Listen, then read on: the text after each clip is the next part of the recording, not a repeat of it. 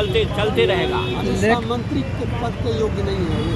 इस तरह से बाबा साहब की बात को मजाक उड़ाना, स्वर्ग यदि उनके लिए है तो उसका शरीर वो क्यों नहीं स्वर्ग चले जाते? अमित शाह बोल रहे हैं कि मेरी बात को जो है तोड़ नहीं, कुछ नहीं, हम लोग देखेंगे। सही बात क्या है? आप क्या कर रहे हैं?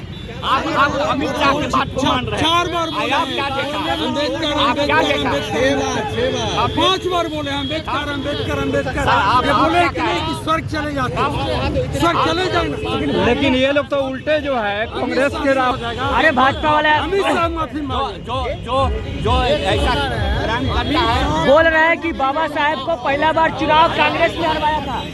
सर, पार्लियामेंट बाबा साहेब को खिलाफ पहला बार चुनाव कांग्रेस ने हरवाया था। भाजपा वाला आरोप लगा रहा है 2 सीट पर चुनाव मतलब लड़े थे। अरे बाबा साहब नहीं, अरे अगर कांग्रेस यदि नहीं होता, अगर संविधान सभा का ड्राफ्टिंग कमेटी का अध्यक्ष नहीं बना था तो आज हमारा संविधान नहीं आता। चुनाव इसलिए वो सब बरकरार रहा है।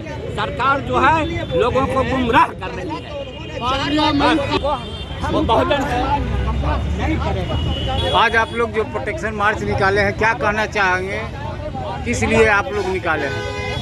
हम लोग माननीय गृह मंत्री अमित शाह जो देश के गृह मंत्री और अभी बहुत बड़े लीडर अपने आप को हिंदुस्तान के समझ रहे हैं और हैं भी, लेकिन उन्होंने जिस पर देश चलता है संविधान पर, संविधान लिखने वाले जिनके पास उस जमाने में 7 PhD की डिग्री है और था, पूरा दुनिया उनको मानता है, उनको मैंने ये अमित शाह जी ने कहे कि अगर भगवान के नाम लेते तो स्वर्ग चले जाते।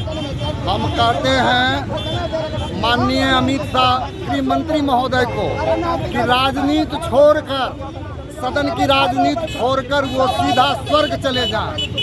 धर्म कहता है मरने के बाद स्वर्ग जाता है, तो या तो उनको मरना चाहिए और देश के लोग उनको जिंदा जला रहा। अमित शाह जी बोले हैं कि अंबेडकर के नाम जो लेते हैं, यदि आप चाहेंगे तो यही भगवान के नाम लेंगे तो स्वर्ग में जाएंगे। तो क्या लगता है कि स्वर्ग जो है कि आप लोग स्वर्ग नहीं जाना चाहते हैं? मैंने हम तो जानते हैं कि स्वर्ग क्या है और नरक क्या है, ये अमित शाह गृह मंत्री बता दें। उसके लिए एक अलग से वो क्लास बता दें कि स्वर्ग और नरक क्या होता है।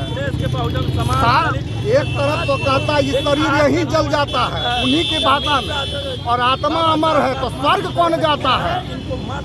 शरीर से आत्मा जब छोड़ता है तो चले जाता है, दूसरे शरीर को प्रवेश करता है। तो इस देश के गृह मंत्री को स्वर्ग कहाँ दिखाई दे रहा है? सबसे पहले अमित शाह जी को पहले इस पर या तो सदन से माफी मांगे या इस सरकार, वर्तमान सरकार उनको बर्खास्त करे, ये उनका अपना अथी है। लेकिन हम लोग दलितों के इस मुद्दे पर जो बाबा साहब का अपमान किए उस पर पूरे देश में आंदोलन करने जा रहे हैं। ये शुरुआत है। ये बताना चाहते हैं उनको किसी भी कीमत पर छोड़ेंगे नहीं। फिर कांग्रेस को क्या मानते हैं? कांग्रेस के तो आरोप लग रहा है कि राजनीति कर रहे हैं बाबा साहब पर।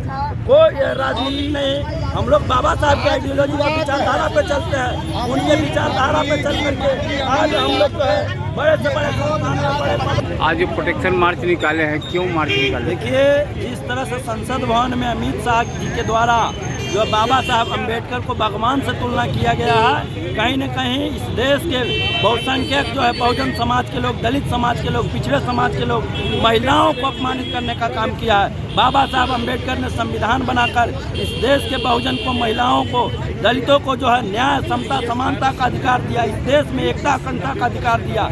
लेकिन ये भगवान की बात करते हैं, जब भगवान थे फिर भी दलितों पर अत्याचार। क्या आपका स्वर्ग जाना पसंद नहीं है? अमित शाह तो बोले कि आप लोग अमित शाह को स्वर्ग जाना है तो संसद भवन छोड़ करके स्वर्ग चले जाएं, इनको कौन रोका है? लेकिन इनको स्वर्ग नहीं जाना है। ये भाजपा के लोग बाबा साहब अम्बेडकर के हमेशा विरोधी रहे हैं और रहेंगे। हम बता देना चाहते हैं कि बाबा साहब अम्बेडकर के विरोध करेंगे, संविधान के विरोध करेंगे तो आपको सत्ता से हिलाने का काम करेंगे, सत्ता से बेदखल करेंगे और पूरे देश में बड़ा आंदोलन करेंगे। और अमित शाह माफ़ी मांगे, पूरे देश के नागरिक से माफ़ी मांगे कि बाबा साहब अम्बेडकर पर जिस तरह से इन्होंने टिप्पणी की, आपत्तिजनक टिप्पणी, पूरा देश के नागरिकों से माफ़ी मांगे और केंद्र सरकार जो है मंत्री पद से इन्हें इस्तीफा दिलवाए, नहीं तो पूरे देश में बड़ा आंदोलन करेंगे। नाम पता सुधीर कुमार, पटना यूनिवर्सिटी छात्र नेता।